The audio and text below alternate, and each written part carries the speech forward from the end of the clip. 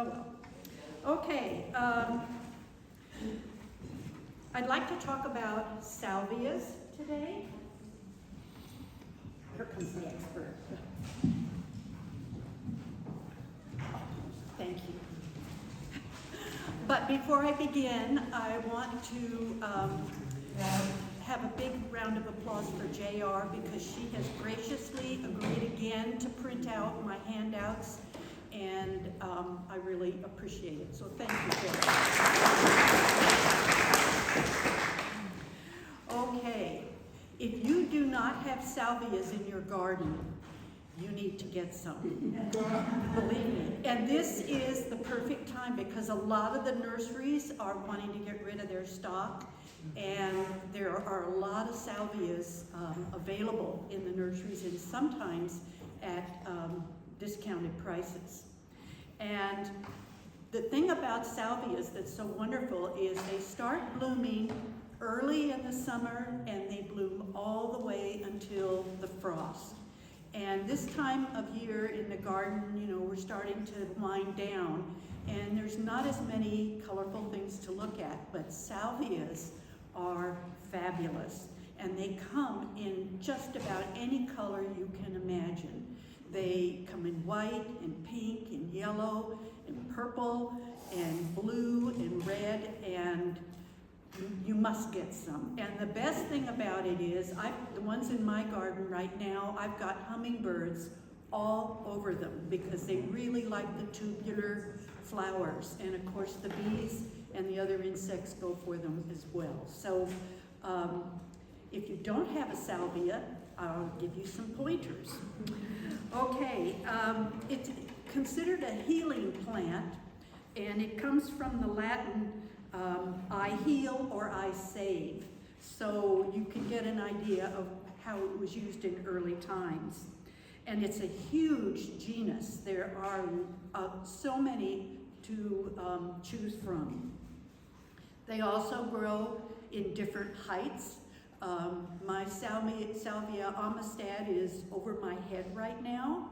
And then a lot of the Salvia gregii are much smaller. And so you can find one for every spot in the garden. But they do need sun, preferably full sun, and free draining soil. If they're in a wet, boggy spot,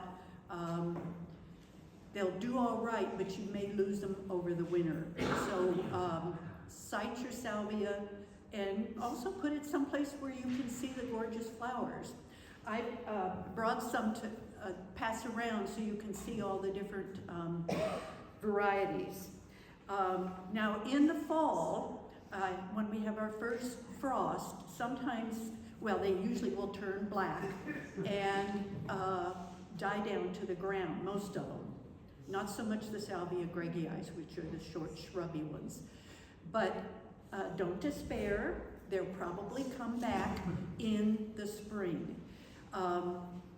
Give them till about June. I'm always surprised how my Salvia black and blue, the Garanitica, takes so long to reemerge after winter. So don't despair, but if it hasn't come up by June, you've probably lost it. And you can have a little insurance against that. You can take cuttings. And this is the perfect time to take salvia cuttings. And I brought a pot. I did this about 2 weeks ago. And I took cuttings, and I will leave this up here so you can see it. You can see one's already put out a new flower. But when you take your cuttings, you want to preferably get one that does not have any flowers on it. And if you can't find any, you know, side shoots are usually good ones. Cut off the flower and remove the lower leaves and cut it just below a node. A node is that little bump that you see where the leaves come out, and that's where the roots will start. So you want to take several, don't just take one. They do really well in clay pots because they don't get too soggy, and I always put them around the edge of the pot.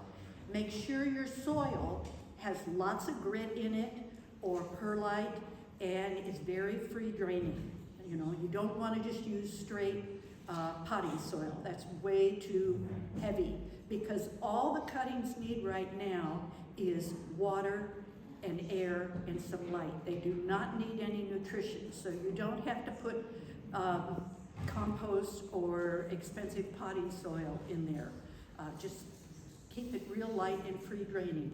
And after about 2 weeks, maybe even, might be 3, you will see new growth. And I've already got new growth on these. And I will leave them in here for a little bit longer, and then I will pot them on. And when you pot them on, that's when you want to put them in a pot with some nutrition. Keep the soil free draining, but you can add some worm castings or compost, something that will give them some nutrition.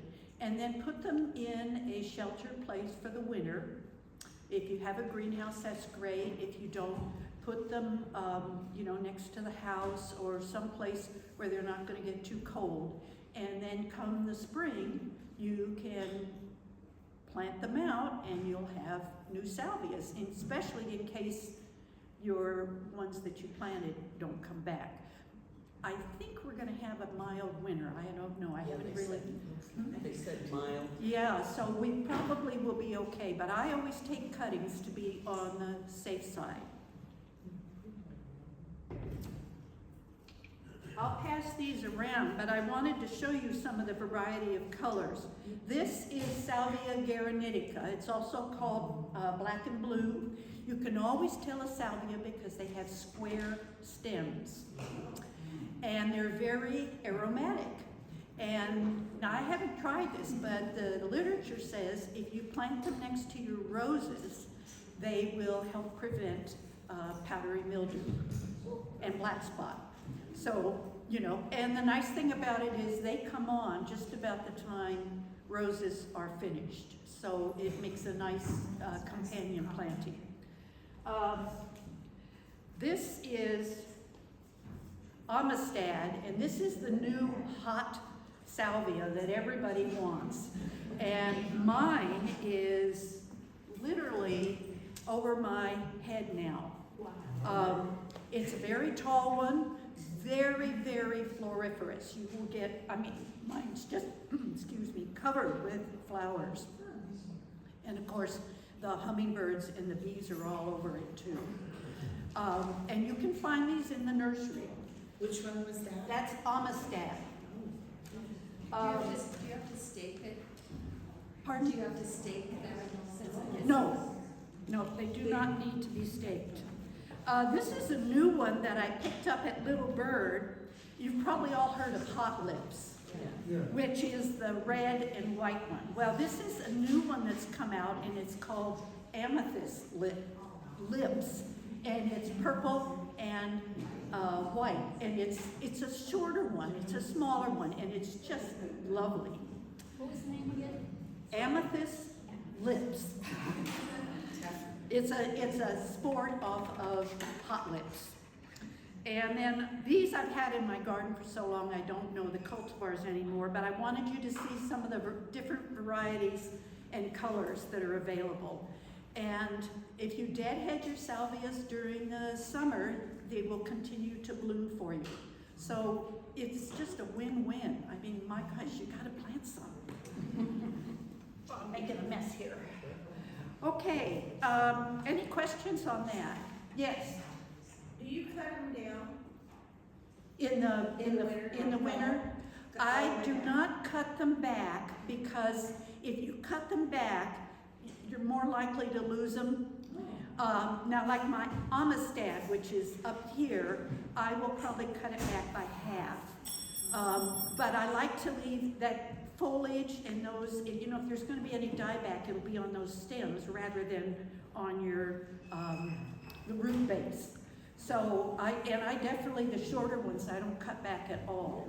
And then when in the spring, wait until the new growth starts on them, and then you can cut them back to where you see the new growth, so that they don't get all shrubby. But the flowers are dry and they look kind of ugly. Well, you can cut them off if you want.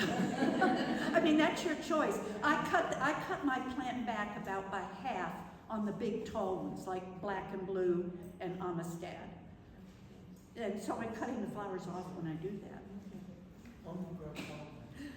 Okay, any other questions? Yes.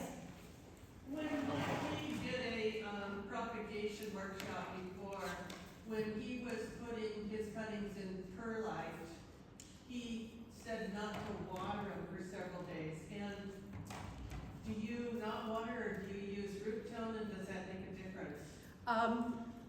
You can use root tone. I do, just because I want every little extra bonus that I can get them to germinate and to grow.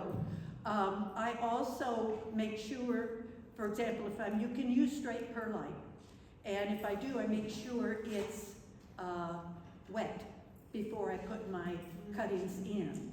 But you may have noticed I put this bag over the pot and secured it with a rubber band. And I water it once lightly and then put this on, and then you don't need to water it again.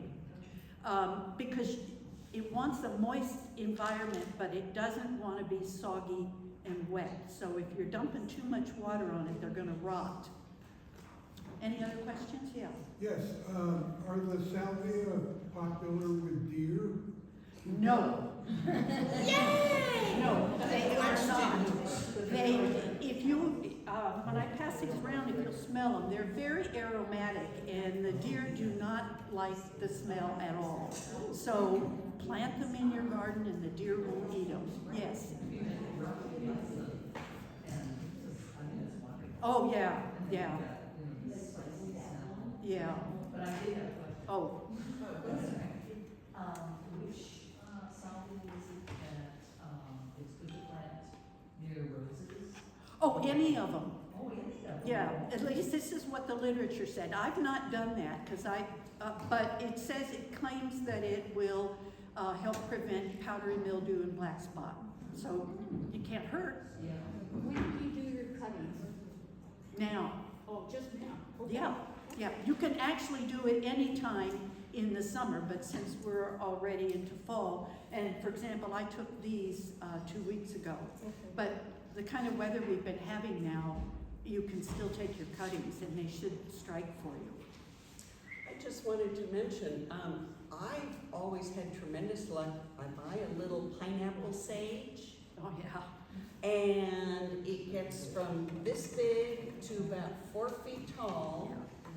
Takes two seasons, kind of creeps up, but it's the last thing available for the hummingbirds. Yeah. And it sort of creeps a little bit, so you can dig it up, divide it at some point in the spring, and Are they shallow rooted or deep? they're not that deep. They're not very deep. No. At least that I haven't found that. Any other questions? Okay, I would now like to talk about your chores for October. We're in October. Okay, if you haven't planted bulbs for the spring, you need to do that also. So get some salvias and get some bulbs.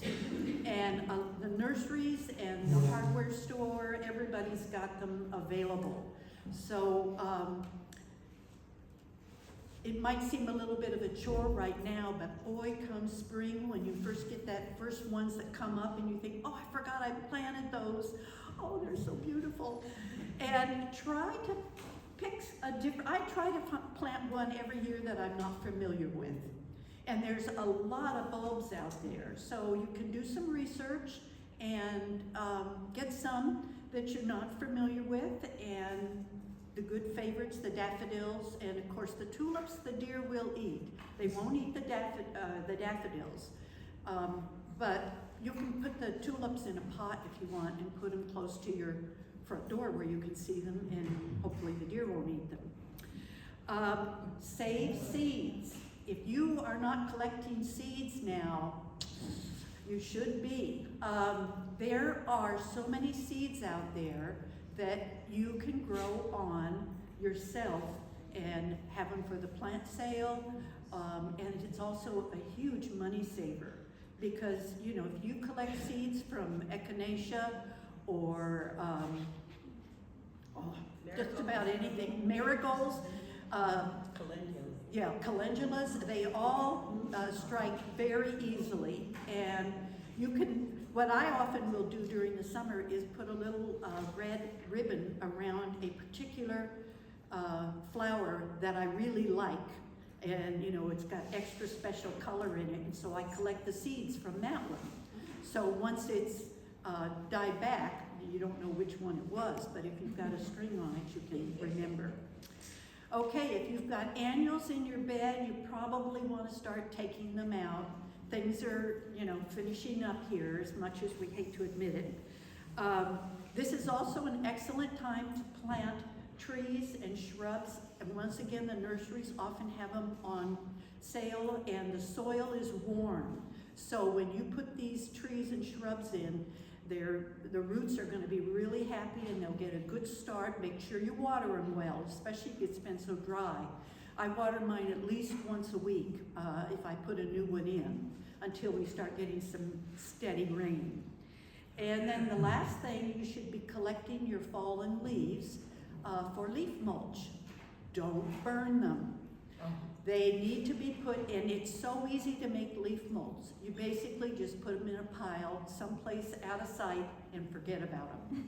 And by the next spring, they will have compressed down and rotted down, and you will have this lovely, friable addition to add to your beds that does not add nutrition, but it improves the soil, especially if you have heavy clay soil.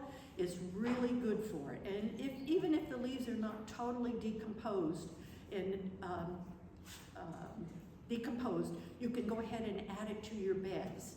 And people have asked me, said, well, why don't we just rake the leaves and put them on the beds and leave them? Well, the problem with that is you are providing homes for slugs and all kinds of other nasty critters. Also, some of your perennials that you may have cut back, they'll get smothered. So if you do that, be aware that you don't want to cover up any of your perennials that you might have cut back. And it's very easy to just make some leaf mold. Any questions? Yeah. So when you say just rake them in a place and forget it, does it need to be a sheltered place? No, because the water from the rain, that will help make them, and you don't even really need to turn it. You can if you want, you know, that will speed up the process, but it's not like compost where you have to turn it all the time.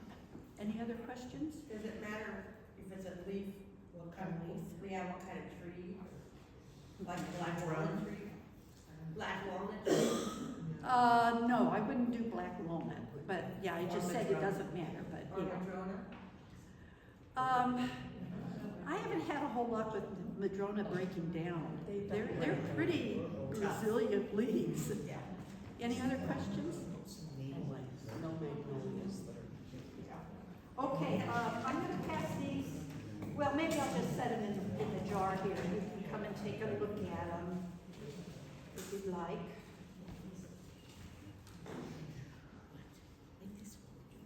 So on your salvias, can you dig and divide salvias?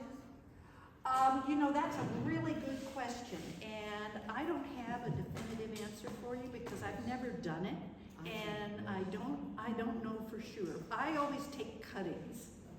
Have you taken? Oh, God, yes. Okay, well, My Amistad actually divided itself. It kind of Yeah. spread a little bit, and I just hit that root and I got a new plant. Well, there you go. And I had the same thing happen. I had 3 over, you know, you have to get them established. They have to be in the right place. Yeah. But boy, yes. Okay, so go out and buy your salvias. Have some fun.